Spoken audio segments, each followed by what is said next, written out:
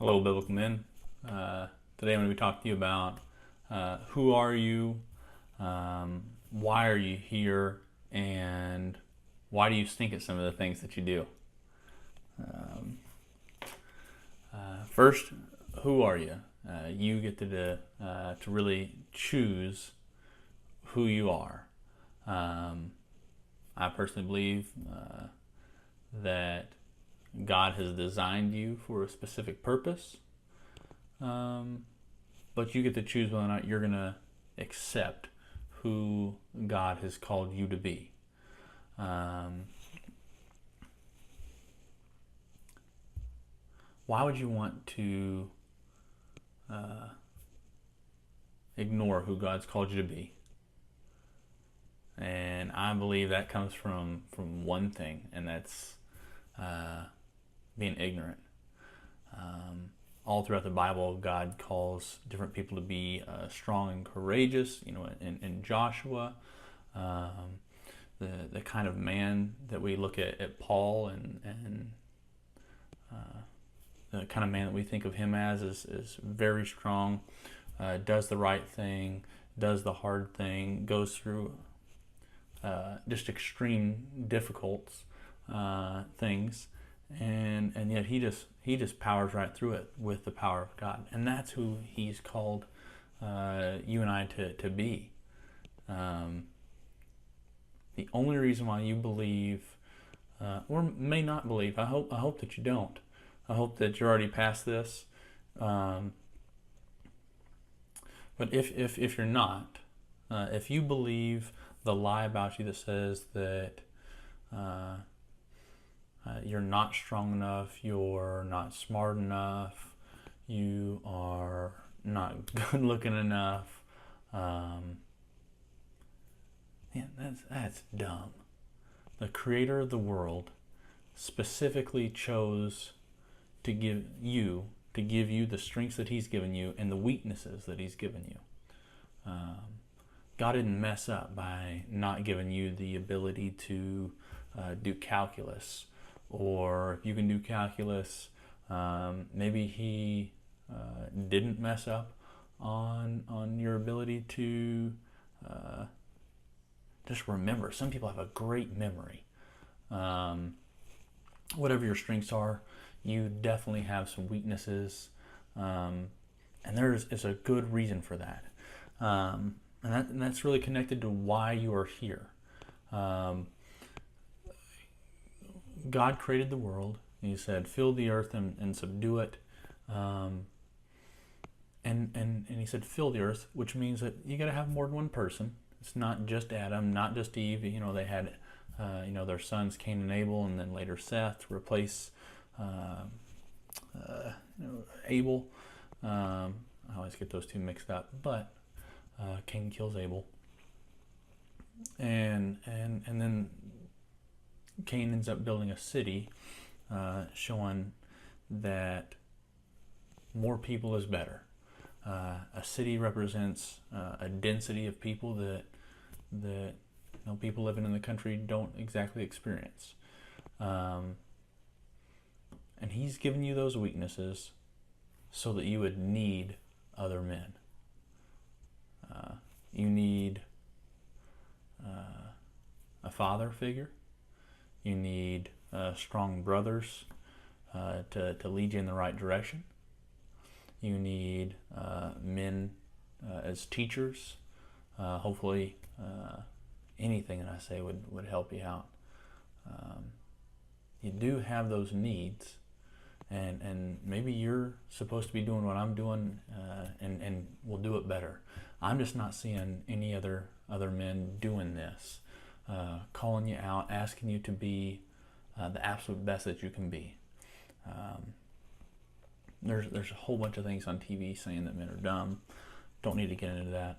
But I really want you to know that God specifically designed you. He gave you the experiences, the hard times that He's given you, for you to go through and come out of as a stronger man. And when I say man, I'm saying from 13 and beyond, you're a man. Now, whether you step into that and accept it, accept your responsibilities, accept the role that God's given you, that is your choice. But you're a man. Why you stink at some things? We've already really talked about this. I am not any good with electrical work around my house. I can do really minimal stuff, but I could never wire a house. If I've got an electrical problem, like I've tried to put up a lamp in my garage, it would never glow on or off. It was always like a medium, and no matter which way you flip the switch, either two of the inner bulbs are on or the outer bulbs are on. And I'm colorblind. I'm literally set up to not be able to do those things. God allowed me to be colorblind, and He did that on purpose because He did not intend for me to be an electrician. I believe that you were given strengths. Whether or not you've started using those strengths, I don't know yet, and maybe we can talk more about that if you're interested in learning and trying to find what your strengths are. Maybe I can help you out with that. Message me. Reach out to me. I want to be able to help you out. I want to call you into being the absolute best man that you can be and ask you to be strong. So who do I call you? I call you biblical men for a reason. I want you to own that as your identity is I am a man of God. I'm a biblical man. I read my Bible. When I see that God is trying to correct me, discipline me, I don't despise that. I appreciate it. I reach for it and say, God, thank you for correcting me. Make me the absolute best that I can be. Because I can see from my limited perspective of how much better my life is from the time that I started embracing discipline, embracing the changes that God's called me to do. It's funny, when God calls you to make a change, He says, like one for me was smoking, give up smoking. He said, Matthew, I want you to give up something that's going to kill you. I want you to give that to me. I no longer want you to be doing that. Give that habit up. And in return, I'm going to replace it with that you're going to be someone who cares about their health. I'm going to give you a longer life. And for me, it changed the way I saw myself.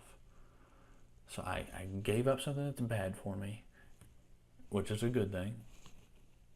And I received, and I'll always tell everybody, I believe that God gave me my wife. Once I quit smoking, that's when God gave me my wife.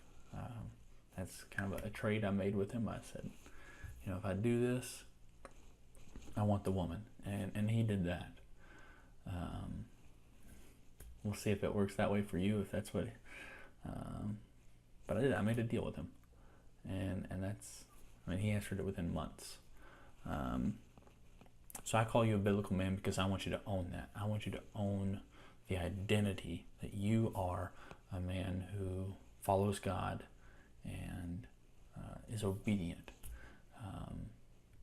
So I'm going to continue making more videos. Hopefully you can tell that this video's quality is just a little bit higher than last time because the last one was recorded on my computer and you can hear fan noise. I'm not going to delete it.